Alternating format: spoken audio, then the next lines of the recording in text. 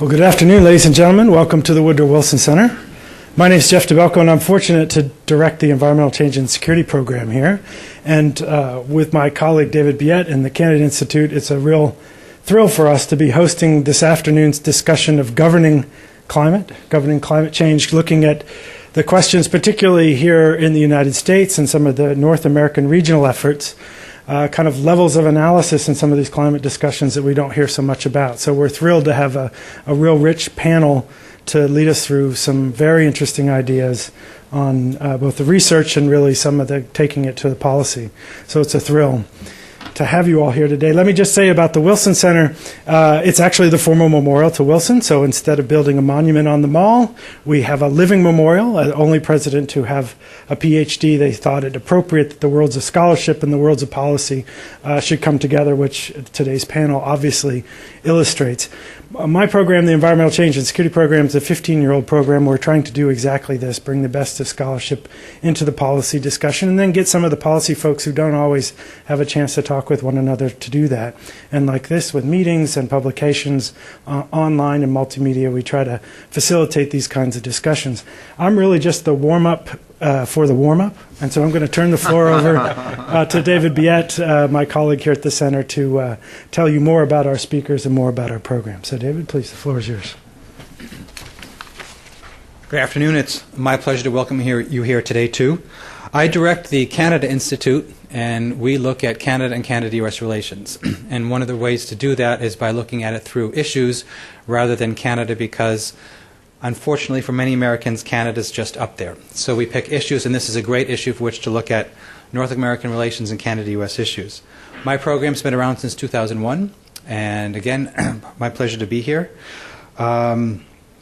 Today's program is being webcast. We are live today. We went on just before Jeff came up, and we will go off at 3:10, just so that you know. And those of you out there and those of you watching down the road, it will end at 3:10 today. Before I introduce the panel, I'd like to introduce for you Staffan Tillander, who is the Climate Ambassador for Sweden. We're really happy that he could be here with us today, particularly since this program is being done in cooperation with and the support of the Stockholm Environment Institute. So let me welcome Ambassador Tillander to the stage, and then I will introduce the panelists. Welcome. Thank you. Thanks. Thanks, David, and thanks to the Woodrow Wilson International Center and to the Kennedy Institute and the Environmental Change and Security program for arranging this. And thanks also for your good cooperation with the Stockholm Environment Institute. We appreciate that very much, and the Stockholm Environment Institute in turn works very closely with the Swedish government and with international organizations and others in providing a good and solid basis and understanding of different aspects of the international negotiations on the climate issue. And this seminar is a very timely one. We are in the process of concluding our observations from the Poznan meeting in Poland just before Christmas and starting the preparations for Copenhagen in December this year. This is a very important meeting, as everybody knows, the conference in Copenhagen, with very high expectations that the conference will lead to an important step towards dealing with the climate challenges. There are a number of key players that need to come together and work together to prepare for this conference, and none is more important than the United States, of course. And this seminar will give us a good understanding of the plans and the ambitions of the United States as they enter into new administration, and as a representative of the Swedish government, and we will head the European Union presidency starting in July, and we are of course very interested in working closely with the United States on preparing for the Copenhagen meeting. So I thank you again for this conference, for this seminar, and wish you good luck. Thanks. I will speak from here. I would like to introduce the panel. And for those of you who are watching not here who do not have the biographical sheet, I will give you some background information. To my left is Barry Rabe. Barry's Professor of Public Policy at the Gerald R. Ford School of Public Policy at the University of Michigan.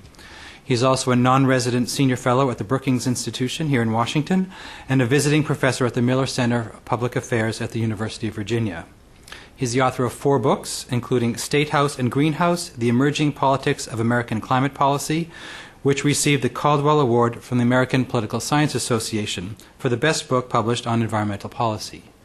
In 2006, Ray became the first social scientist to receive a Climate Protection Award from the U.S. Environmental Protection Agency. To your right, to his left, is Christopher Borick, who is director of the Muhlenberg College Institute of Public Opinion. Previously, he held positions with the Internal Revenue Service and the Monroe County of Pennsylvania Planning Commission. Borick has published and presented more than 20 articles in the area of public policy and public opinion. He received Muhlenberg's Lindback Award for Distinguished Teaching in 2006. Next to him is Lee Raymond, who is Associate Professor of Political Science and a founding member and current Associate Director of the Purdue Climate Change Research Center. He studies the political process of creating and allocating tradable allowances for greenhouse gas emissions. Raymond is published in the journals Energy Policy and Science and wrote Private Rights in Public Resources, Equity and Property Allocation in Market-Based Environmental Policy. His most recent publication is a chapter titled Allocating the Global Commons, Theory and Practice.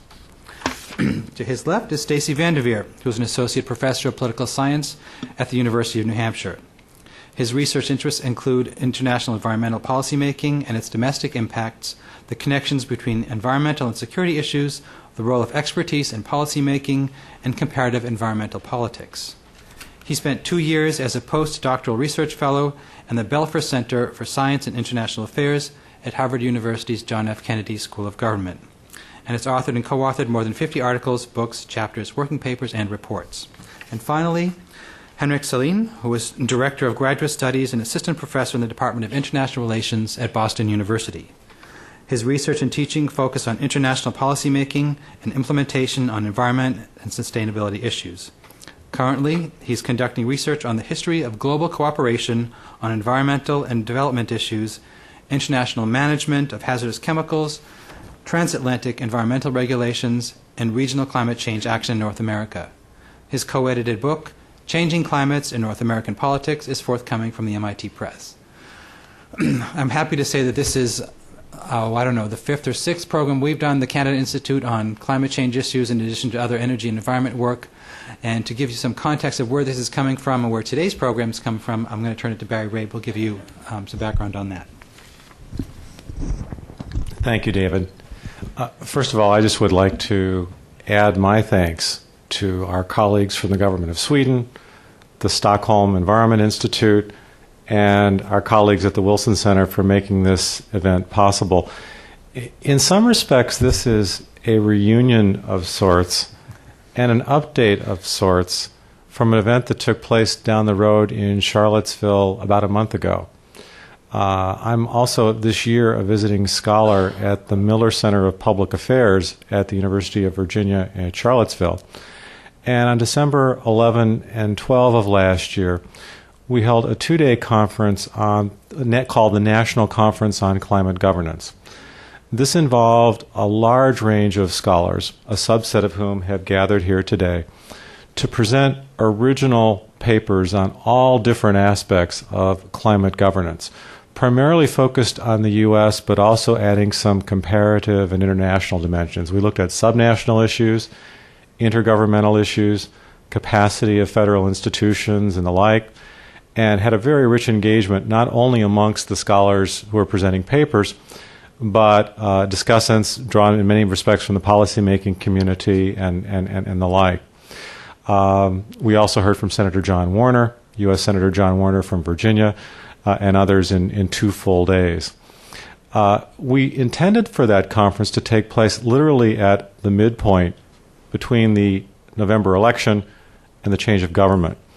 And it's obvious for all of us who have walked into this building and seen the architecture outside that we are now much closer to that point of change in government. And so what we've asked our colleagues to do is to revisit the presentations that they made in Charlottesville, but mindful that in this arena of policy change is a constant, and new developments are occurring really all the time. So what you'll be getting today is a bit of a snippet and update from what took place at the Miller Center during those 2 days. And I should also say that we are in the process of 2 final steps, one of which is producing a report which will be released sometime this spring by the Miller Center, all available on the Miller Center website at UVA, on the conference and some key findings. And we are also working on an edited book, which we're working on in conjunction with the press at the Brookings Institution, which would be a full presentation of the revised conference papers, which we're hoping to have ready around the time of the Copenhagen meetings later this year. So that's the plan for today. Again, thanks to all. And with that, I'm really delighted to turn things over initially to our first presenter, Chris Bork.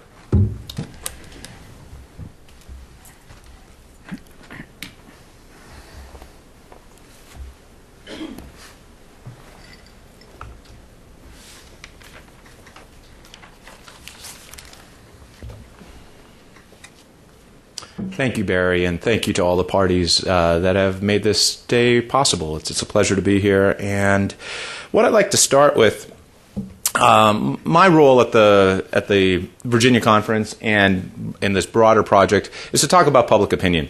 As I note here, public opinion plays a central role in determining policy adoption in any democratic state. And so as we move forward on climate issues and we move forward on addressing climate policy, understanding the willingness of the public and the ability of the public to support possible initiatives is broader. Its broader importance is to understand its role in the process. So what I'm going to do today is to present an overview of American public opinion regarding climate change and global warming.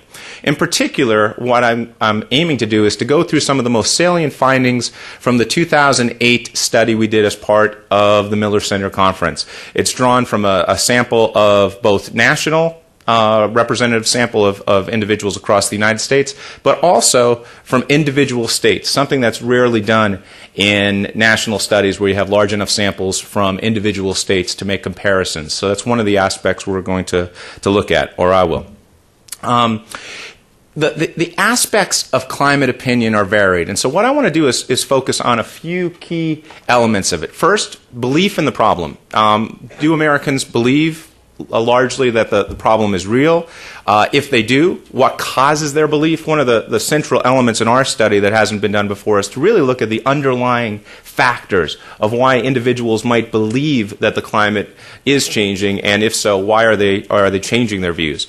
We'll look at the views on government's role in addressing global warming with a focus on the federal system. Not only does the public think the federal government, or should the federal government have a role in governing climate, but what about state and local governments? What do they see as their role? And finally, I'll go over quickly the support for policy alternatives. Well, how does the public view the options? And of course, how much are they willing to pay to have those options put into place? So with that, I will begin to look at. First, we'll start with the fundamental. Do Americans believe that that global warming is real, to put it bluntly? And I look at some of the numbers that we have, and I give some comparison numbers for Canada from the Angus Reid studies. 77% of Americans in 2007 said they believe that the Earth is warming. We found 72% in our Miller Center survey in September of 2008. Angus Reid in March of 2007, the most recent that I found, had the number for Canadians saying that it's happening. Clearly, a majority of Americans now believe that the issue of global warming is real and that it's occurring. If you look at, and I apologize again for the heavy data-laden charts, but what I wanted to show is if you look across demographic categories in the belief in climate change, what you'll see is a fairly consistent level of support across key demographic categories. Race, age, education level, gender. There's not substantial differences in how Americans view the subject. The one defining factor that shapes public opinion on the belief in climate change, and we'll see also for policy options, is partisan affiliation. Are you a Democrat or a Republican? As you could see in this case, in just the belief in climate change, 53% of Republicans believe that it's occurring compared to 83% of Democrats and 74% of independents. I'll come back to this as we look at some of the policy options, but that's, again, a defining feature. I took not only across demographic factors, but also area of residency. And I borrowed from Angus Reid again some of their data on Canadian provinces. And what you can see is across geographic areas of the United States and some select areas of Canada, there really is not dramatic difference in terms of belief. There are substantial differences. Places like British Columbia and California, the west coast of both countries, have higher levels of belief in climate change. But even areas that you would consider like Mississippi in the United States, not the most progressive, if you will, of all states, a majority of individuals do believe that the Earth is warming. And we'll come in a few seconds try to get at why people might believe that is so and how it differs across states. A couple more quick perspectives on this. Are you confident, or what is your level of confidence that this is occurring? So among people that believe, those that say it's occurring, most are very confident, so it's not a subtle belief. So a majority of Americans believe, and a majority of those individuals are very confident that it's occurring. And when you look at the causes, most will trace it to anthropogenic factors, that man is causing this, either totally, 36% say it's human activity, 41% say it's a combination of human activity and natural patterns. Only 18% of those that believe think it's a completely natural phenomena. And finally, at least for this part of the presentation, for those that believe, and this is just among those that believe that climate change is occurring, do they consider it a serious problem? Most do. So if you believe in climate change, over half, or 6 out of 10, believe that it's a very serious problem, with another 32% thinking it's a somewhat serious problem. To summarize quickly, most Americans believe in climate change. A majority believe man is at least contributing to that climate change, and most believe that it is a serious problem. This quick chart. Do you not think that global warming requires immediate government action? Again, only for those who believe in climate change. Most who believe think it has an immediate need for government action. One important factor is, again, even among those that do believe, that partisan rift still exists. So in other words, these are all believers. These aren't a mixture of all Americans. These are just believers in climate change. You can see that Democrats, 83% of Democrats who believe in climate change think that it requires government action. Only 49% of individuals, Republicans, who believe in climate change think it requires action. So that partisan divide, we'll see, really is a defining feature across the areas we're looking at. Okay. I'm going to move to the second part, and I apologize for rushing through the tables quickly. We have a packed agenda. One of the things that we've done in this survey that hasn't been done in many other national surveys is ask individuals why they believe that the temperatures on Earth are increasing. What is making them believe? We've seen some changes over the last few years with more individuals in the United States admitting that they believe in climate change, and we're wondering what are the factors that we're looking at. These are the results of an open-ended question. An open-ended question of all the people in our poll to ask them, as I put here, what is the primary factor that caused you to believe that temperatures are increasing? And as you could see, there's four factors that stood out and got double-digit numbers. Melting glaciers and polar ice, warmer local temperatures, people say it's personal observations, it's just what they're seeing where they live, changing weather patterns, stronger storms, and media coverage or literature on the matter. So an array of factors have gone into defining why people believe this is occurring. When you look a little bit closer, and some of the most interesting findings, I think, of what is leading individuals to believe in climate change as you go to different areas of the United States. And I highlighted a few of these to bring up some points. For example, if you look at the strength of hurricanes, and this is factors that individuals said, 64% of individuals in Mississippi said that this factor had a strong impact on their belief. So if you're believing in climate change in Mississippi, 2 out of 3 say that hurricanes have had a strong effect. Not a big surprise given the proximity of Mississippi to the Gulf Coast. However, if you look at other factors like declining glaciers and polar ice. In Mississippi, it's well below national average. Or, I don't have it highlighted, computer models that indicate warming. Mississippi, individuals that believe in climate change in Mississippi are less likely to be strongly influenced by computer models than the national averages or individuals from the other states. You could look, for example, down in the lower corner, if you could, I have a fine laser printer here, or laser pointer. Severe droughts in areas of the United States. California, to no surprise, one of the most heavily hit areas in terms of droughts in the United States. 58% of individuals that said they believe in climate change point to that as having a strong effect on their belief. So you can see that some of the patterns are national in scope, but there's also regional factors in creating individuals' belief. Quickly, I'll give one slide for non-believers, for those individuals in the United States that say global warming is not occurring. It's a minority of individuals, but when you ask them why they don't believe it is occurring, personal observations were the number one factor. And when you asked it in open-ended questions, people said, doesn't seem hotter to me. It hasn't changed much. They don't see it as a changing environment. Natural patterns, people said that it's just simply, if it is occurring or happens, it's a natural pattern, and the other factors that are released there. Again, I have much more data on this, and I'm skimming it over, but if you're interested, we could talk more. We just one battery of questions, and I'll move on to some of the policy options. We gave them statements. We presented statements to individuals that we were asking the survey regarding belief in climate change, and you can see them up here. Hopefully you can see them back. Statements like, there is not enough evidence to support claims that the weather is getting warmer. Scientists are overstating evidence about global warming for their own interest.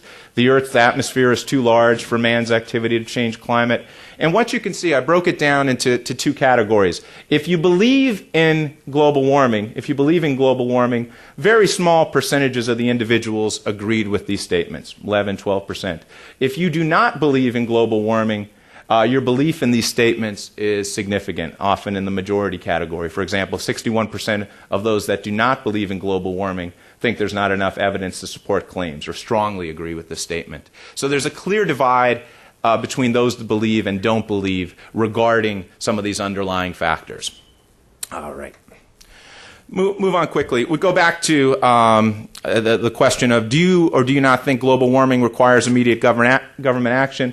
I showed this before, that if you go across most of the demographic factors, gender, race, college education, not dramatic differences. Once again, partisan differences are a key defining feature of how we view the role of government in addressing climate change. We asked the question, as I stated before, is who is responsible, or who does the public think is responsible for dealing with the issue of climate change in the United States? And what you can see is, while 48% of Americans think that the federal government has a great deal of responsibility, they also put substantial responsibility at both the state and local level. A third of Americans believe that the state government has a great deal of responsibility, and 26% believe local governments have a great deal of responsibility. Even only 22% of individuals said that the local governments have no responsibility, and 17% said state governments do. Largely put, or broadly put, Americans believe that the responsibility for dealing with climate change is not solely the domain of the federal government, but that state and municipal governments also have a significant role. Maybe not the lead role, but a substantial role. The question of federalism regarding climate policy often comes into play. Well, what relationship between state and federal activity are there? We asked a number of questions. I just picked two of them to show today in the interest of time. We gave the statement, if the federal government fails to address the issue of global warming, it's my state's responsibility to address the problem. So in the absence of federal activity, do people believe their states should take a role? And as you can see from this, 41% of those responding agreed with the statement, 29% somewhat agreed. Similarly, one of the key questions that's often dogged the issue of climate change policy at the state levels, will states be hurt by activity to deal with climate at the expense of other states who might not be as aggressive? So we asked a question that says, or a statement, state governments will boost their economies by requiring greater use of renewable energy. And as you can see, the results point to a public that largely believes their economies will be positively affected by such efforts. We'll talk a little bit about this in relation to President-elect Obama's stimulus package as we head to the end. Okay. Policy options. What do Americans think about the various array of policy tools that are being put on the table to deal with climate change? How do they view the options? What we did was pick an array of options and present them to the public to see what they think of those. And what this is the chart percent that said they strongly support policy options by the general public. A number of things test it well, if you will, to use a slang term. 59% of Americans said they strongly support the creation of renewable portfolio standards. 52% said they increase fuel efficiency standards, such as CAFE standards. And 51% increased support for clean coal technology. Clean coal technology was, we'll see, a favorite. On the other end of the spectrum, probably no surprise to most individuals in this room, way down in the corner, were increased fossil fuel taxes, a form of carbon tax, or a specific gasoline tax. Only 10% strongly supported that option. 18% strongly supported an increased fossil fuel tax. One caveat about the gasoline tax. We did this survey in September of 2008. All those that might have been filling up their gas tanks back in September realized that the prices were pretty steep at that time. So it's probably the most sensitive the public's been perhaps in decades to this matter. But I think the general lack of support is probably not that surprising. Here's a way of looking at the public support for state renewable energy requirements. Once again, this very popular form of state policy to increase alternative energy or renewable energy, national level, 59% strongly support. The divide, once again, maybe not as extensive as in earlier tests, but Republicans are less likely to support and more likely to strongly oppose this option. As you look throughout the report that we looked at, especially on any type of regulatory means, that divide between Republicans and Democrats becomes very clear. Tax issues also, but if there's a regulatory mechanism, the level is quite different across groups. Here's just a quick slide to look at the level of strong support for renewable energy requirements by states. California, Pennsylvania, Virginia, and Mississippi have very different level of activity in requiring alternative energy or renewable energy, different packages that they have in place. California is an aggressive statewide leader. Pennsylvania has a fairly moderate statewide requirement. Virginia has a voluntary program, and Mississippi has none. You can see in California, strong support for their policy was highest with 64%. In Mississippi, lower levels of support. They don't have a policy, but even that, almost 50% strongly support this option in a state that doesn't have any. So you can see there are differences across states, but also that it's still fairly high support for this option anywhere in the United States. Okay, last two tables. The key question almost always it comes down to money, as we all know. And what is the public, even if they support an option, what are they willing to pay? How much are they willing to pay for the various options on the table? And as you can see, if it required you, the way we phrased it, if it required you to pay extra money each year in order for renewable energy to be produced, how much would you be willing to pay? 22% of those nationally said nothing, 16% $1 to $50, and so on down to over $500 with 7%. You can see there are some differences as you go across the states. California had some of the highest or some higher levels, along with Virginia, which Virginia was interesting, especially since we were doing the study down in Virginia, had levels. But put it this way, most Americans said they are willing to pay something. Most are willing to pay something. Only, 22%, about 1 in 5 nationally said they won't pay anything for the idea of creating more renewable energy. What I've done here is, and this will, as our last table, is try to put together two variables to look at a little bit of the nuance of this issue. On the top, it's the ability of individuals, this is their willingness to pay. On this axis is how much they support a fossil fuel tax. In other words, if you strongly support a fossil fuel tax, how much are you willing to pay? Hopefully that makes sense. This area over here, where I have highlighted, what I'll explain is for individuals that don't like, either somewhat oppose or strongly oppose using a fossil fuel tax, in other words, they don't like the idea of a fossil fuel tax, there still is a substantial willingness to pay something to create renewable energy. In other words, even though they might not like the mechanism, the idea of a tax, they still have an allotment, if you will, of their resources towards renewable energy. This means, I think, finding the mechanisms to best meet those willingness, or the willingness to pay. They don't like taxes, shocking finding, but they do have some willingness to pay that goes beyond it. So they don't like the mechanism, and it's something we'll come back to, and I think Barry and some others might speak to. Okay, a conclusion.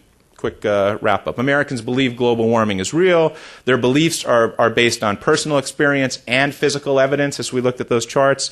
They believe all levels of government are responsible, and that the public supports regulatory options like renewable energy policies and CAFE standards, fuel efficiency standards, but opposes tax-based approaches.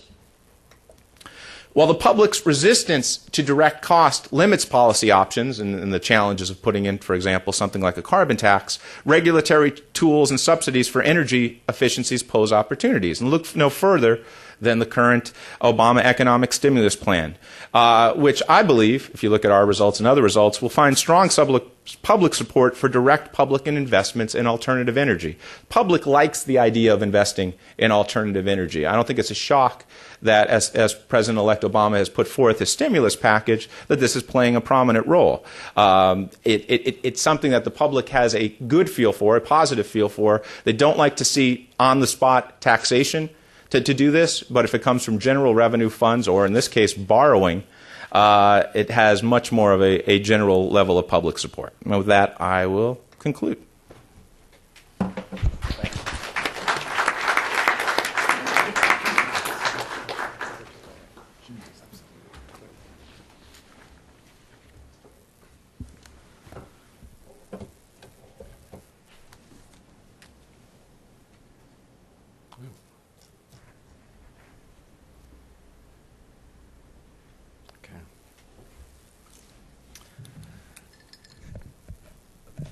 This presentation, in its original form, was part of a panel that considered the capacity of federal institutions to begin to come to grips with climate change. So I was smack dab in the middle of a discussion, on the one hand, of the capacity of courts and the American judiciary to deal with a range of issues that might emerge on climate, and then discussion of the executive branch and federal agencies, Environmental Protection Agency, but the many, many others that have and will likely play a role in climate change. And I drew the Congress card, and the question of congressional capacity to govern the climate. And as you'll see, drew quite a bit on past experience, including congressional hearings that stretch over a number of decades in beginning to formulate this analysis. Now, for any Congress, whether it's the 110th, the 111th, the 95th, there are inevitable stumbling blocks or challenges to congressional engagement on climate change. Certainly any policies that, and this relates directly to what Chris was talking about, that involve imposition of costs, or at least costs that can be perceived by the public.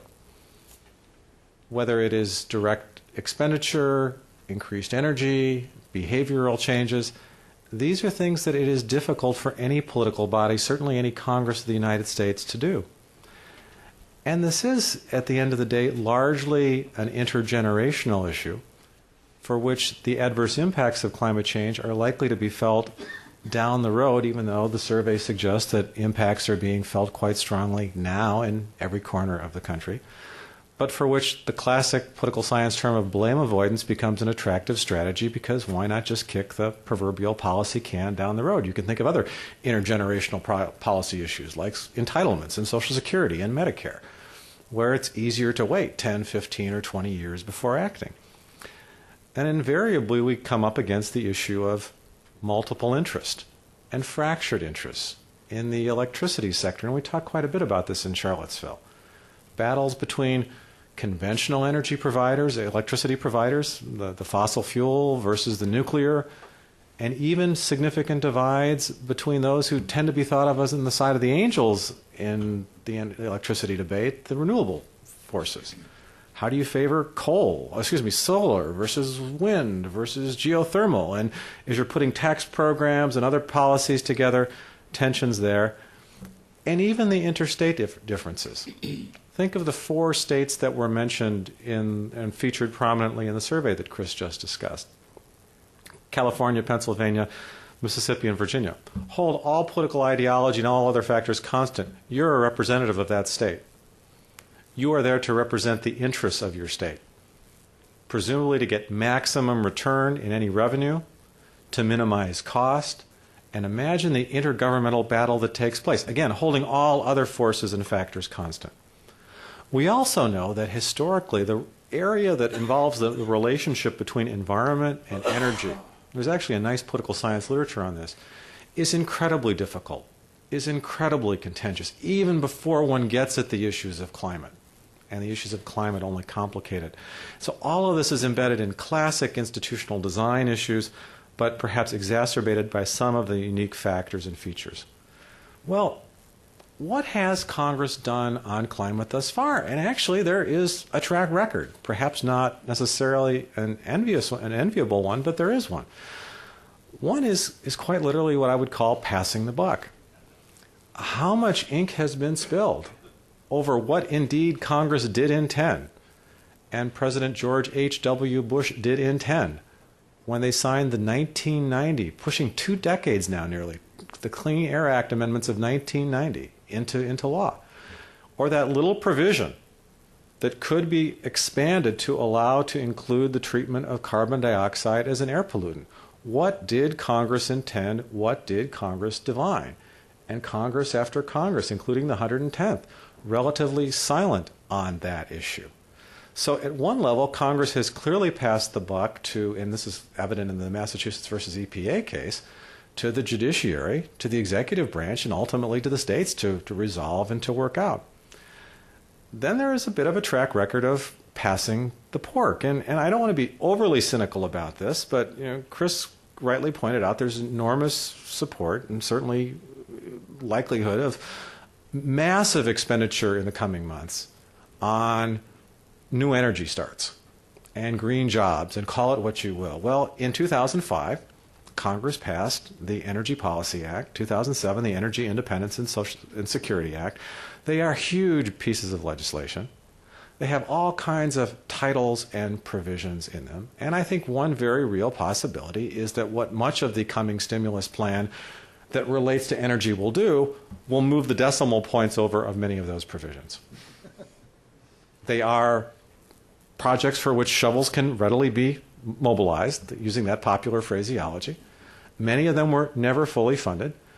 And frankly, the carbon impact of many of these provisions is really questionable. Certainly the 2005 provision, depending upon exactly what source and what project gets money in one particular direction, we could be throwing a lot of money really quickly at energy and calling it clean energy and climate friendly and what have you. And maybe it will be, but certainly the tendency will be to distribute those funds widely, move things very quickly, and interesting to calculate, if we could, what would be the near and long-term carbon imprint of that, and perhaps not as salutary as we might like. Also, the 2007 legislation created a mandatory fuel standard for ethanol, or basically an ethanol fuel standard, which a number of states now have called for repeal. It did extend the corporate average fuel economy provisions and the like. So there is some record of congressional engagement, even in the last 4 or 5 years, trying to spend money and maneuver on some of these issues. And then what I'll call passing the microphone. Congress has talked a lot about this issue. Hearings. Now, this is the entire record of congressional hearings, and I know I commend them all to your attention.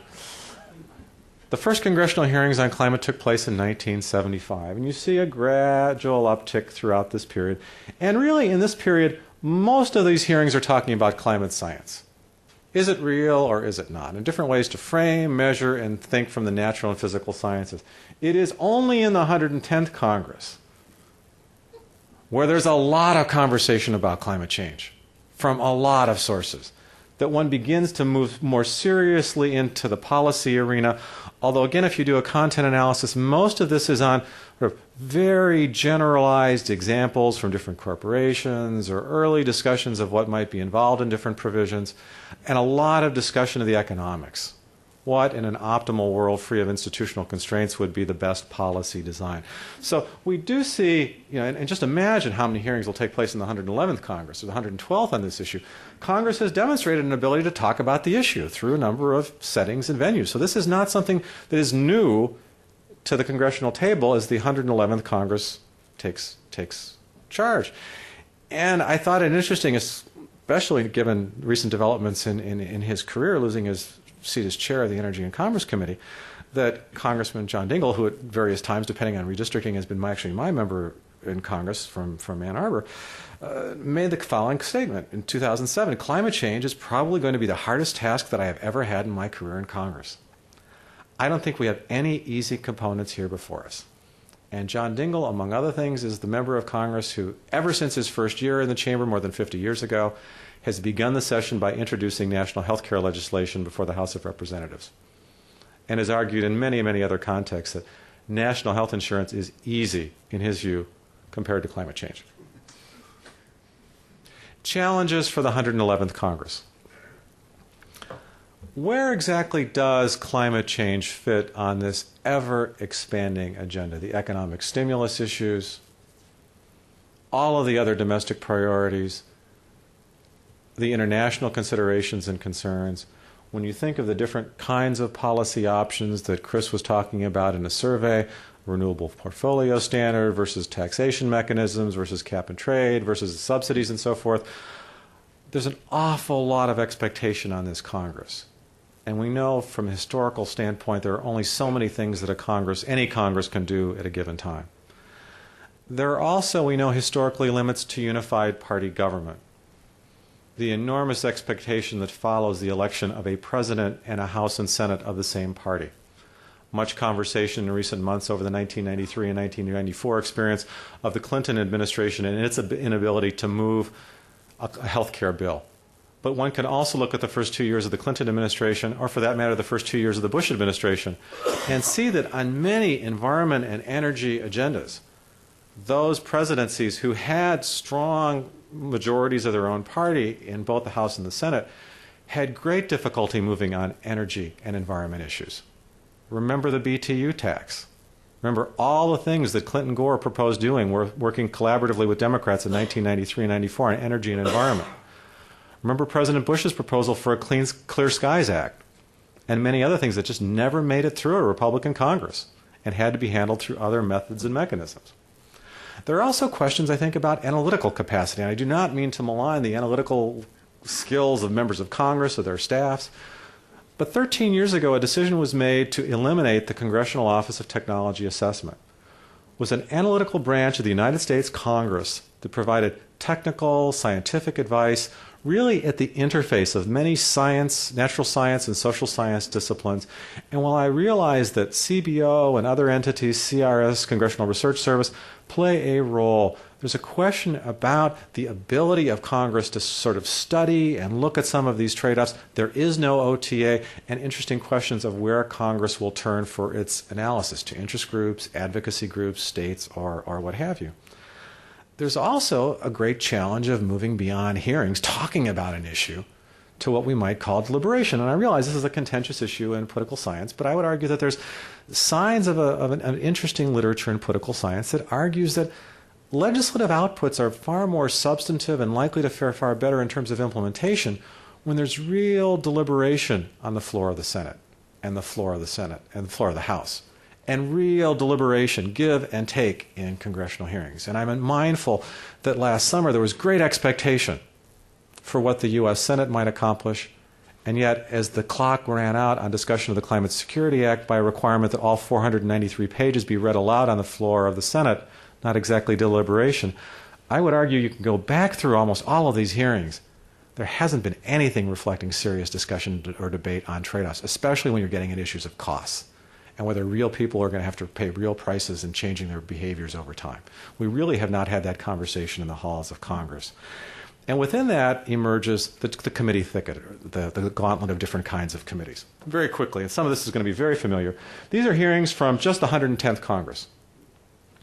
And assuming that bills ultimately get to the floor of the House and Senate, and there's no difficulty reconciling differences between the full House, the full Senate, and the President-elect, think of the committees that are likely to put their toe in the water. You have already a lot of conversation about the Environment and Public Works view of climate change, Senator Boxer and others, versus Energy and Natural Resources, Senator Bingaman. Policy tools, roles of respective agencies, Environmental Protection Agency versus Department of Energy versus you name it. But other players that begin to enter into the fray in fairly significant ways. This just the Senate. Turning to the House. Oops.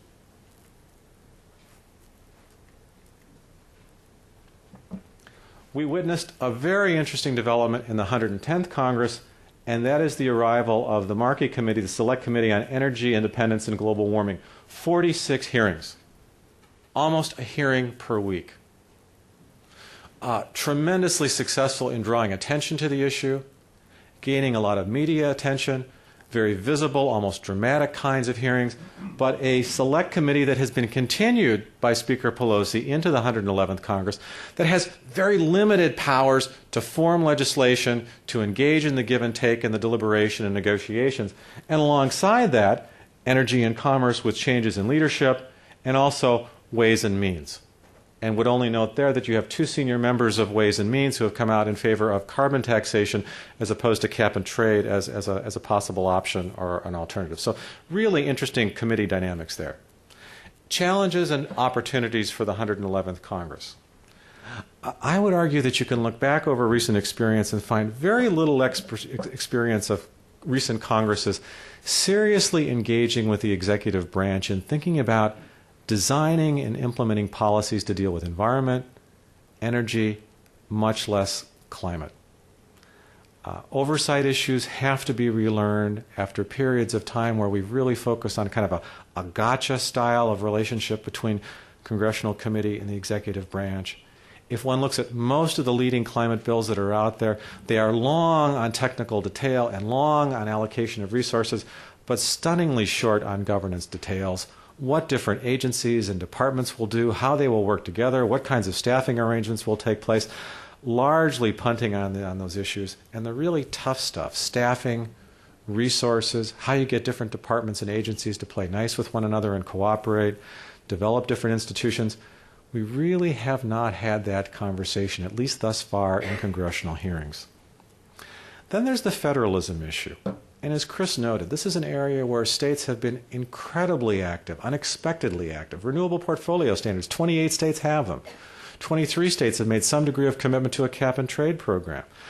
I would argue here you can look at the recent record or the entire record of congressional engagement on climate, and there's a tremendous opportunity, at least in theory, but I would argue in practice, for Congress to really put the laboratories into play. If you look at what's going on in the states, we've learned a lot, or can learn a lot, about what does and does not work. And for the most part, that conversation really has not taken place. How do we deal with the very different degrees of state capacity? You have some states like California and Connecticut that are arguably as active on climate change in terms of policy development and staffing arrangements as some members of the European Union. Other states like Virginia and Mississippi that haven't really begun to think about the issue. How do you begin to deal with that? How do you begin to draw from the best practices? What would a collaborative, cooperative, compensatory, these are all terms and phrases that were woven together in larger presentations at the Miller Center Conference.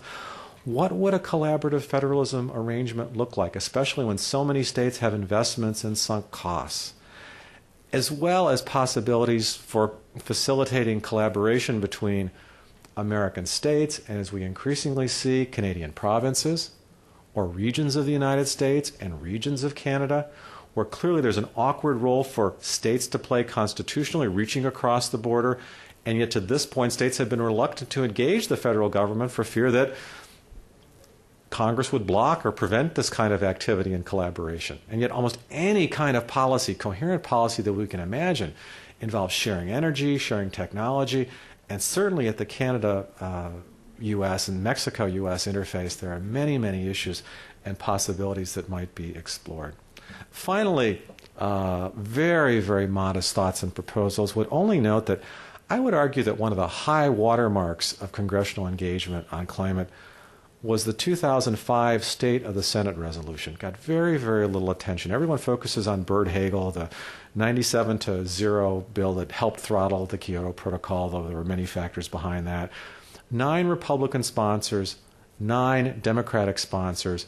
It's a very nice, succinct statement of a starting point or a starting position for congressional deliberation. And this would never, make it in terms of legislation. It's not sufficiently grandiose, but what might be the basic elements of what we could call a do no harm to the Climate Act? What should we be doing now, or what should Congress be doing right now, or at least next week, to put in place an infrastructure that will work? We do not have a carbon emissions registry. A number of states do it individually. EPA has been working on it. 39 states have a bit of a collaboration. But if we really wanted to look at exact emissions reporting data for any scheme now, we don't have it nationally, except in some very, very specific areas. And of course, this was one of many problems that the EU faced when they launched the emissions trading scheme. What about the analytical capacity of Congress, and how might it be rebuilt? What about the intergovernmental capacity of Congress? We've gone through a number of Congresses, regardless of partisan composition, where federalism and intergovernmental issues have been hugely strained, not just in the energy and environment arena. How might Congress begin to work along those lines, as well as think about some of the continental opportunities? I also, and I would only note here that we had a number of papers, and Lee will be talking about cap and trade momentarily, to deal with the issue of pricing carbon. And I can't help but note, as a resident of the state of Michigan, the incredible sensitivity within Michigan right now, on the one hand, wanting tremendous federal support and subsidies to sustain the domestic auto industry, and willing to do penance and respond by manufacturing high-efficiency vehicles with higher levels of fuel efficiency than American manufacturers have ever produced.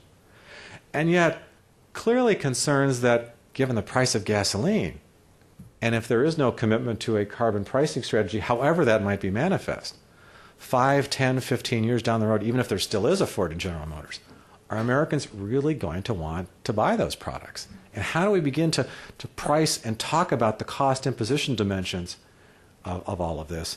And also possibilities for commission or commissions, and I say this in part because this is something that a number of states have done to begin to bridge some of that partisan divide, especially when you get to some of the tougher aspects of this. Thank you very much.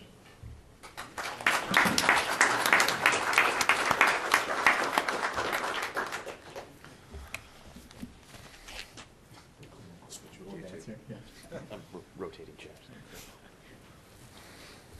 My head's too large.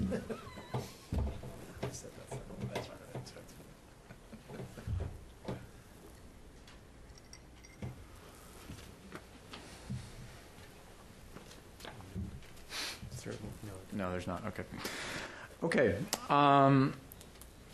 So, as Barry just said, I'm going to talk about emissions trading, or cap and trade, as it's often called for short, as another element of this puzzle, and especially paying some attention to some emerging changes that I think are rather noteworthy in the U.S. and to a limited extent in the Canadian context, although also a little bit in Europe as well.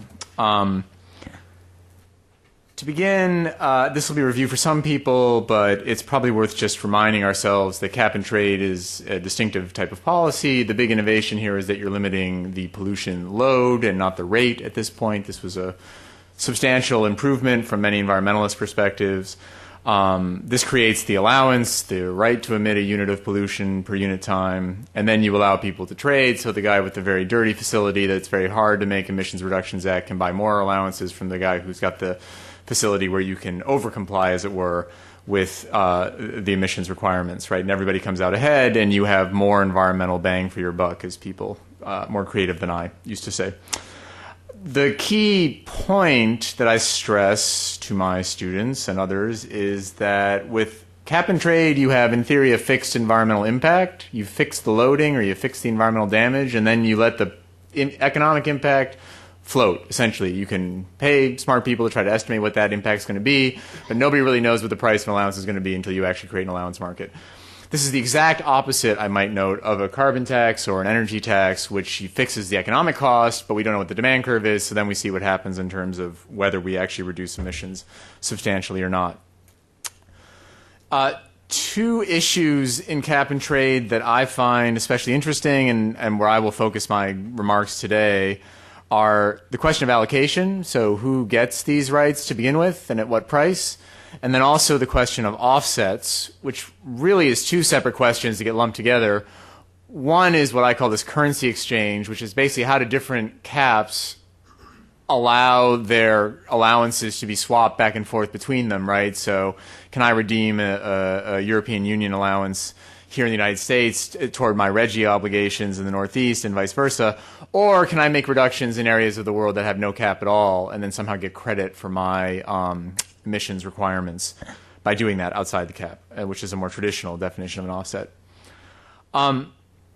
It's important to note that although we tend to think of this problem of emissions trading as being unprecedented, and that was certainly the language that was used in 1990 when the United States created its first major emissions trading program, it's really not. We've been doing this for really decades, if not centuries, creating these so-called private rights and public resources, everything from unpatented mining claims to grazing permits on public lands, to fisheries where we have individual transferable quotas, and even to auctions of broadcast frequencies. These are all basically the same types of policies.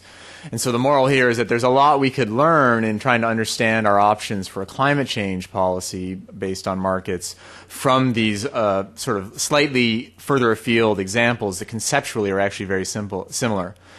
And the other key point to make here is that a thorough review of these policies will show that the way we allocate is remarkably consistent, and that is he who has keeps, or he or she actually, I should say. So really that the current possessor of the resource, generally speaking, gets the more limited access to that resource when government steps in. That's the traditional model. And indeed, I would call that the old cap and trade model, which I'll talk about first, using two examples. So under this old model, there's really three basic principles. One, we're actually quite uncomfortable with this idea of creating private rights to public resources, so there's a great deal of reluctance about the whole idea. Also, and remarkably in this day and age, in the beginning of this experiment, there was very little interest in the allocation process, even among environmentalists. They were remarkably agnostic on the entire issue.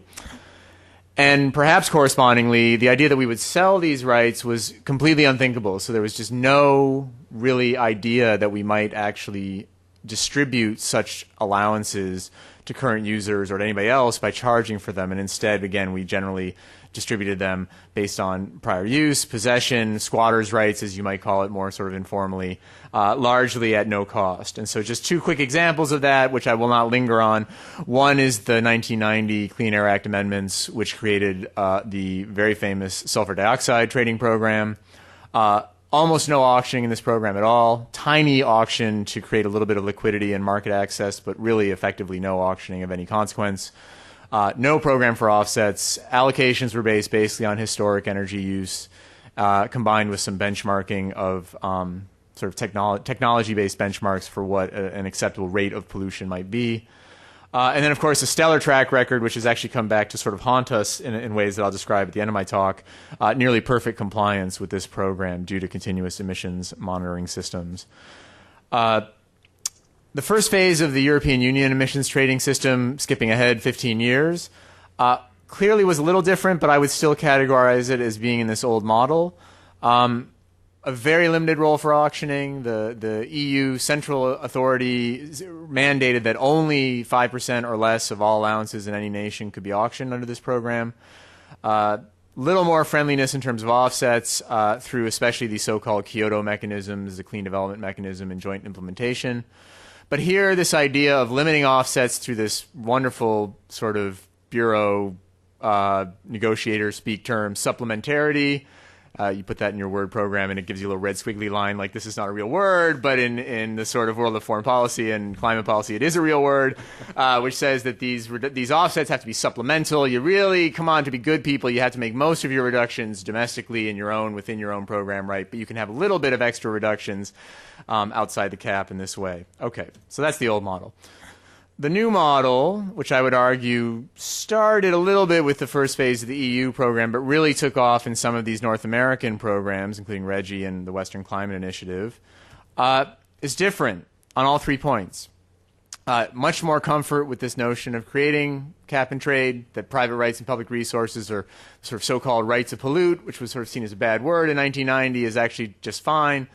That actually the initial allocation is of tremendous interest, and now you can't find sorry, other way around. You can't look at a journal or a NGO publication in the area of climate policy that doesn't talk about allocation. This is a remarkable change from, again, 15 years ago when nobody was really interested in this subject. And then the emergence of what I would call this new ownership norm, which is this public ownership of the atmosphere, or to be technical, the atmospheric sink capacity to absorb pollution, which has led to new allocations. The first example of this is RGGI, the Regional Greenhouse Gas Initiative of 10 northeastern U.S. states with a couple of Canadian provinces as observers. The really dramatic part about RGGI, although one could give an entire talk certainly about this program, is this, which is this allocation to polluters is almost entirely through auctions in RGGI. Not quite 100%, but very close. And that's really quite a dramatic transformation. At the same time, and again, it's hard to explain this in a line, but for offsets, you're still doing allocation in what I would call the old model. You're still using the business as usual baseline as the way of calculating offsets under RGGI. And that's a bit of a paradox that I'll talk about a bit more in my conclusions. The Western Climate Initiative, very similar, but in a different part of the country, obviously. In the western United States, with 4 Canadian provinces as active participants in this one. Again, a commitment to an auction, although here that commitment so far, at least, this is in an earlier stage of development, is only at the 10 to 25% range, but still remarkably higher than any previous programs except RGGI. And again, a reliance on this principle of supplementarity for offsets, but slightly tougher baselines than in RGGI. And again, I can talk more about those detailed comparisons in Q&A if people want me to. Finally, and here there was no shortage of examples, but at the federal level in the U.S., but I chose the most famous one, which was the Climate Security Act, which died in the Senate in June of this past year, the Lieberman-Warner bill. Really, if you want to give yourself a headache, try to understand how this bill allocated auctions. It's really breathtaking in its complexity. Fortunately, the good people at the Pew Center for Global Climate Change have done a lot of work and calculated for me that, well, not personally, I didn't hire them, but have calculated for people like me, that about half of these allowances were auctioned or would have been auctioned under this law, and another half would have been given away. But the giveaway is even misleading because of that 57%, if you do the math, only about 15% of all the allowances were actually being given to current polluters, which is really the old model, right? So even the ones that we're giving away to everybody and their grandmother for a whole variety of reasons, some of which could be more reasonably connected to climate change than others. Still a pretty substantial departure from the old model, even though we're not doing anything like 100% auctioning here. Okay, so this brings me to what I want to call, perhaps with a bit of exaggeration, hopefully not too much, the RGGI revolution, where really the key transformation here is that we have suddenly moved into this world where the public thinks they own this resource. And that the idea that we would give allowances away to current resource users is now a windfall. It's not an entitlement, which is what it was for many decades in most programs. And that the fair option is, in fact, an auction. And not to be sort of tooting my own horn, but just to sort of demonstrate just how dramatic a change this is, I gave another version of this talk a couple of years ago where I said something along the lines of, nothing about revolution, mind you, but, I think these auctions might be coming, and look at the EU, they actually said you could auction up to 5%, this is really sort of amazing. And most of the people in the audience, which was a very well-informed audience about these issues, don't want to say they laughed me off the stage, but there was basically this idea of, oh, please, you've got to be kidding me. There's no way we're moving into a world where we're going to have auctions. That's just crazy, right? And so now here we are 2 years later where that is the world that we're in. So sometimes it's hard to notice change after it's gone by you, but I think it's really worth noting that we have actually lived through a pretty historic transformation in how we approach this issue. Okay, so what does this all mean? I think there's really 4 take-home conclusions. The first is to beware what I call the fetish of cap and trade. I think that the success of the acid rain program in 1990 has actually perversely created this give me a hammer and all the world is a nail problem. And so now we get what I would call these sort of Rube Goldberg cap and trade proposals, which really basically want to be a carbon tax without calling themselves a carbon tax. So we have off-ramps and safety valves and you name it, ways to try to create price controls when in fact a tax would, if you go back to the first slide I offered you, be the simplest and most straightforward way to do that. The second point is, again, to notice this normative shift towards public ownership. This, I think, is extremely significant in any number of ways, but as sort of 2A, there's a really interesting open question about what public is going to own these resources under this new model. And I think there's 2 competing sort of views here. One is what I would call this populist perspective of Peter Barnes, and I think Reggie embraces this perspective. Sarah Palin embraces this perspective, actually, in terms of her policies in Alaska with respect to oil revenue.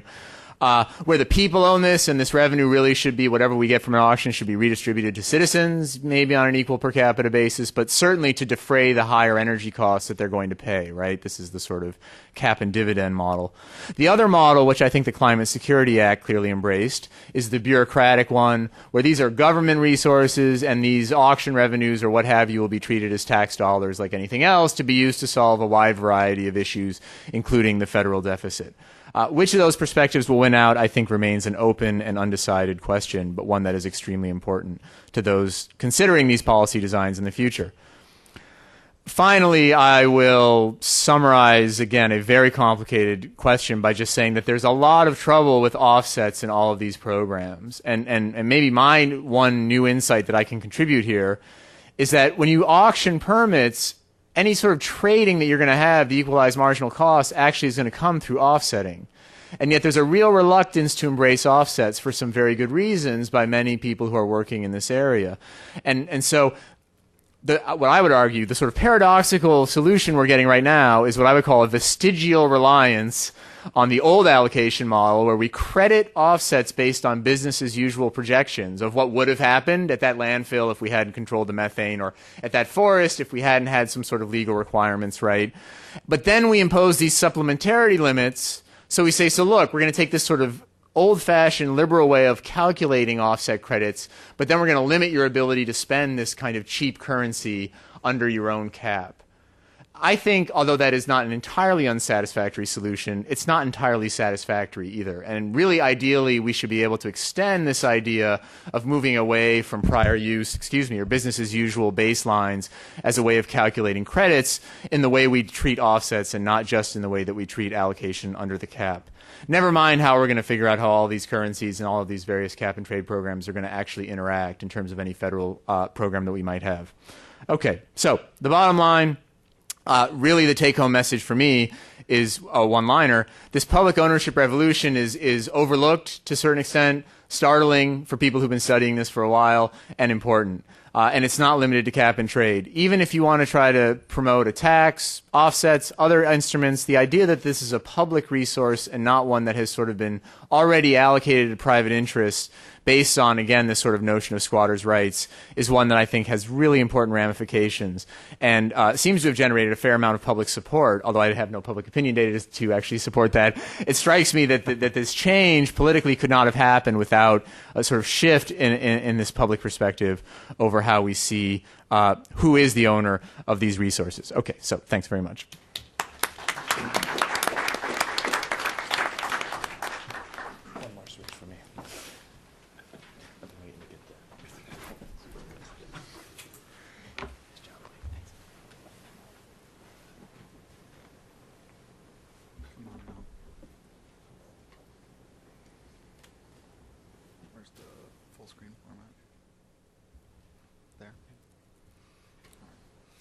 All right, thank you very much. You'll be glad to hear that I am the last presenter. After my colleagues have discussed the very simple issues of climate change politics in Washington and in the country, we are going to turn to the options for re-engaging international climate cooperation. And I should say that my co-author on this presentation and on the papers and such that we have been writing is Henrik Selin. And Henrik and I both want to thank the Canada Institute and the Environmental Change and Security Project. We have been down to talk at their largesse before, so thank you very much for asking us back, and also to our Swedish hosts. Henrik is a few days short of putting his hand on some sort of religious text and becoming an American as well as a Swede. So he's our transatlantic scholar is with us today. So I want to talk just a little bit about to start with the environment, but we thought we'd start by, where did it go? Having a sense of one of our favorite cartoons of the last couple of weeks, The Universe According to Washington, as you see there. If you can't see the caption, that's the caption. And we thought that the great thing about this, well, I mean, you live here, so you know the great thing about this slide. But it embodies a number of things, this slide, right? Essentially, the world according to Washington has the White House at the center, and so things are changing a little bit there, giving those of us of some climate-concerned attitudes some hope. But also, I think it says a number of things about the ongoing global climate discussions for a post-Kyoto treaty. But I also want to, as I walk through the slides, talk a little bit about the things that I think it doesn't say. So one of the things about the world according to Washington is that on the one hand, when we think about options for a post-Kyoto agreement, this slide correctly captures the sort of the anticipation in the global talks in an international environment about what the Americans will have to say when they finally rejoin the global climate change cooperation. On the other hand, it seems to me there is some concern that that this view too correctly corresponds to the notion of Washingtonians. So just quickly, I'll talk a little bit about the international context and then focus on the global UN-affiliated forum. And then as one other option for international engagement, I want to talk a little bit about sort of engaging our North American colleagues in Canada and in Mexico. And a little bit about then how we think about integrating the turn toward global cooperation with the ongoing multi-level climate change policymaking in the States and broadly in North America. So the international context. So I think many of you know this, so it's a quick review. So the U.S. has over 20% of the global annual emissions. There is, if you attend some of these meetings or read the journalist coverage, all of the above, and if you read international coverage, you'll know that there's a lot of anger about the injustice, anger and injustice perceptions about the U.S.'s policy for the last several years.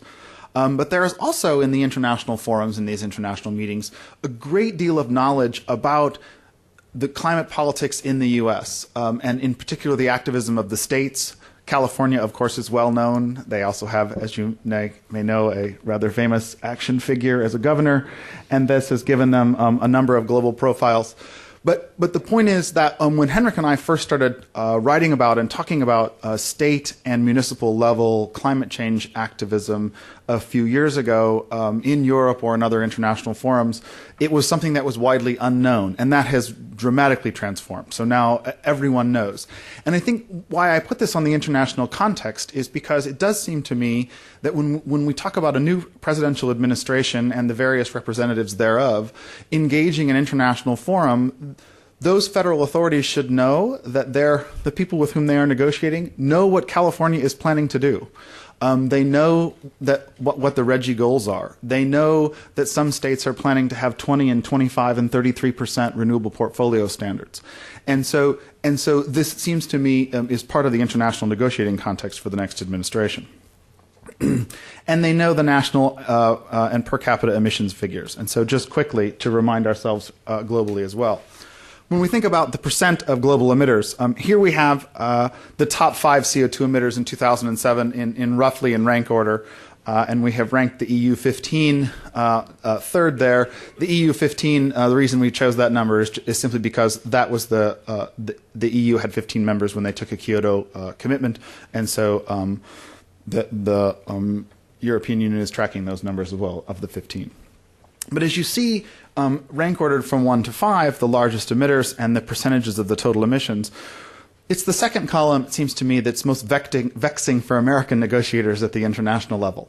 Per capita emissions of the U.S. are 19.4 compared to less than half of that in Western Europe, and compared to, of course, much lower levels. It occurred to me that I should have slid the Canadian number in this morning when I was on the airplane. I didn't do it before I came down. But there are two reasons that one should have done that. One is that our host is the Canada Institute, and the other is that the Canadian per capita emissions number makes the American one look a little bit better, because it's even higher than the U.S. Most of you know we have this global forum, the United Nations Framework Convention on Climate Change, signed in 1992. Defining the issues and terms of this ongoing negotiation. And I put this in here and I start here, not because I think that most of you are not familiar with it, but because I want to call attention to this pesky phrase in Washington, common but differentiated responsibilities. The UN 1992 UN Framework Convention on Climate Change was an international treaty. It was ratified by the Senate. And so therefore the United States Senate and the President did in fact endorse this principle of common but differentiated responsibilities. And common but differentiated responsibilities is widely understood to mean that the wealthier parts of the world go first and go faster in addressing climate change, and that the developing parts of the world will also have to act, but that will be in the future, or slower, or on a different scale, or perhaps on different metrics. And the reason I say this is because it seems to me that one of the most challenging things for the American public and engaging the country in general for the new administration is that this is widely understood as the way that things will go in the next round. That is that there may be a whole set of different countries taking commitments, but nonetheless, common but differentiated responsibilities remains one of the principles of global cooperation. 6 gases and 2 annexes, things that I think many of you know. 5 approaches to meeting your commitments that are in Kyoto. I raise these because one of the things I think as a political scientist that we always try to remind people in the world is that once you have political institutions and policies, they develop constituencies. So whether or not the United States government, even the new administration, likes or dislikes aspects of the Kyoto Protocol, years of cooperation under the Kyoto Protocol of other countries have built substantial programs, and they have constituencies. Some of them have domestic constituencies, but they particularly have international ones. So when we look at the 5 approaches, we have the national policies, of course, for which there's wide latitude, the ability to calculate sinks, the international trading schemes, and then joint implementation and the clean development mechanism. If we look at the institutionalizing question a little bit more, not only to develop constituencies, but we have to remember that the U.S., having been alone among Annex 1 to not ratify after Australia joined at the last minute, a decade of rulemaking and implementation among the participants means that in some respects, as Americans, we are joining the party already in progress. Those of you will remember from your college days that when you come late to a party and drink to catch up, things can go very badly.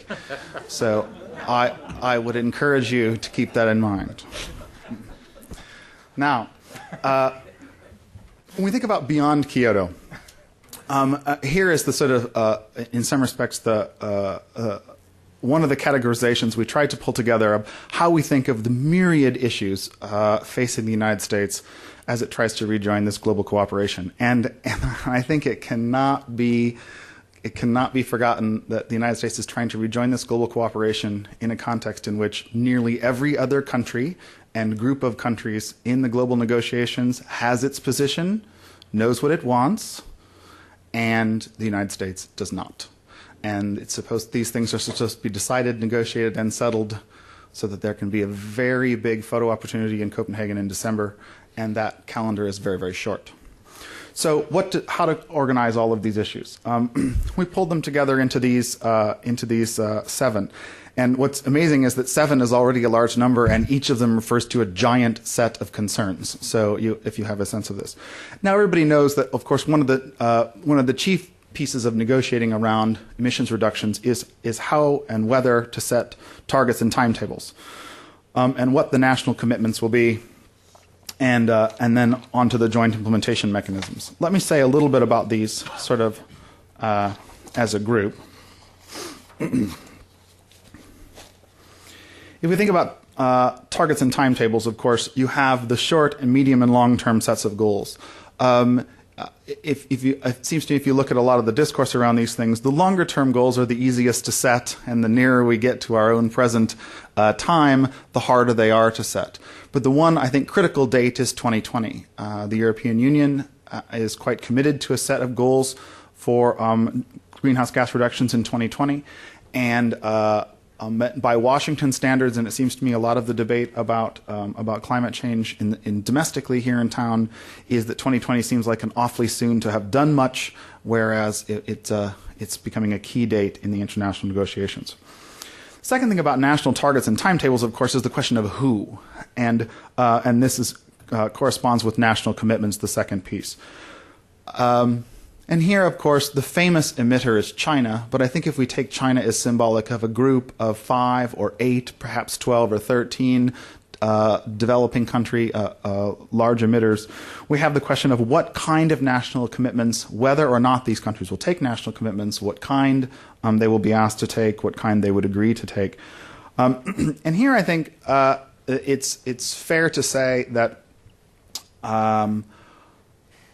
that the United States, it strikes me that the next administration will not change an expectation that China will have to take some sort of commitment if the United States is going to be able to take a serious commitment going into the future. What that looks like, it seems to me, is still very much an open question. The European Union, the chief sort of standard setter, or I should say, who has sort of set the negotiating framework in their 2020 goals and 2030 goals, has been rather quieter and less specific on whether or not China and developing countries should take what kinds of emissions. The challenge here for the European Union and for the United States in negotiating positions is if we want to stem rapid increases in emissions that will produce the most catastrophic effects of climate change, it's hard to see how global emissions can continue to go up much after 2020 globally. And if they have to start coming down globally in the early 20s, then it's hard to see how Chinese and other developing country emitters can continue to emit with no deadline and no possibility of at least bending their curves toward an eventual reduction. These are not small points of contention, of course, but it seems to me that the math of emissions dictates that it's a serious discussion. Thanks. I can talk more about the joint mitigation mechanisms, the JR and CDM, if anybody wants to. But I would draw attention to the next 3 forest issues, addressing adaptation, and financing and capacity building. And I think here the key point, a Washington point, it seems to me, is that all of these things cost money. And some of that money, if climate change is to be addressed, would need to be American in origin in some way, shape, or form.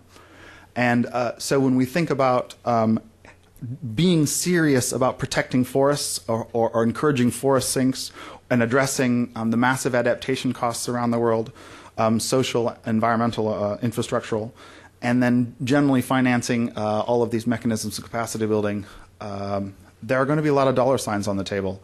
And it seems to me that among the things that Washington climate change debates are not yet making it into the light of day, much less having a discussion with the public, is that this probably requires some American money. It seems to me it doesn't necessarily have to be public, and it doesn't have to be labeled foreign aid, and there are all kinds of possibilities there, but nonetheless, they aren't going to be free internationally any more than they're going to be free at home. Let me say a couple more things about the continental context, and just because I want to note that if it makes sense for the European Union to organize itself to govern climate, in a large 11 to 12 trillion dollar economy on a continental basis, that it seems to me it's worth thinking much more seriously about in Washington about whether or not the United States should be doing the same. And in comparison to the European Union, we have some real advantages in North America, the chief of which being that there are 3 big countries. So instead of trying to get 15 and then 25 and then 27 together on the page, President-elect Obama is going to be meeting with his Canadian counterpart here very soon, I read, and I hope that climate change manages to make it even as a bullet on their agenda, because it seems to me there are real benefits to greater North American cooperation, and that could be in the realm of trading, in the realm of cooperation, in the realm of common building some sort of common negotiating format. It seems to me that both political and economic and policy tools avail themselves. Tools that require some upper-level leadership. The Canadian federal leadership on climate change has been not stellar, if I may be so ingracious to our hosts. It is so Canadian, as I do say sometimes, Canadian climate change politics at the federal level do at least make me happy that America is not alone in having no idea where it is going on climate change politics. Again, very ingracious, and I apologize, but there it is. It's terrible. If Henrik would have given this presentation, being Swedish, he's considerably nicer than I am. So, all right. Now, when we talk a lot about in some of the work that we have done, some of it very nicely supported, he now has to say, by the Canada Institute, about different possibilities for continental level climate change cooperation. We laid out a number of options for the future, having along the axes of whether or not the federal governments in the 3 countries would be more or less active on climate change, and whether or not they would continue to rely on bottom-up kinds of political dynamics.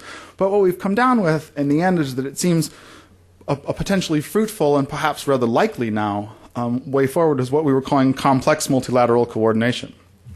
And what we meant by that is that you have in all 3 countries, Canada, Mexico, and the U.S., sub-national climate change leaders. Some cities that are making some impressive gains, some states, provinces that are really doing some interesting and innovative things. And it seems to me one of the challenges before the Obama administration in its meetings with our colleagues and counterparts in Mexico and Canada is to think how it is that we can organize federal level cooperation on climate change issues that continues to facilitate state and municipal leadership and learn from and scale up some of the experiments that are going on, whether those are the BC carbon tax experiments or the Regional Greenhouse Gas Initiative in the East or the Western Governors Initiative in the West. Many of these subnational experiments among the cities and among states and provinces and the climate registry to standardize how we register emissions already include states, provinces in Canada, and Mexican states. So that once again, even at the international and continental level, it seems to me the lesson is many cities and states and provinces are ahead of their federal governments, and it seems to me it would be a great opportunity, even in the international realm, at the continental level, to begin to learn from that and to engender federal cooperation among the 3 units. Thanks very much.